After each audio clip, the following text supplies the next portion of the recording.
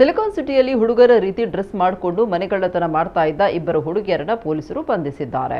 ಜನವರಿ 13ರಂದು ಸಂಪಿಗೆಹಳ್ಳಿಯ ಮನೆಯೊಂದರಲ್ಲಿ ನಡೆದಿದ್ದ ಕಳ್ಳತನ ಪ್ರಕರಣ ದಾಖಲಿಸಿ ತನಿಖೆ ಆರಂಭಿಸಿದಾಗ ಪೊಲೀಸರು ಸಿಸಿಟಿವಿ ಪರಿಶೀಲಿಸಿದಾಗ ಇಬ್ಬರು ಹುಡುಗರು ನಡ್ಕೊಂಡು ಹೋಗೋದು ಪತ್ತೆಯಾಗಿತ್ತು.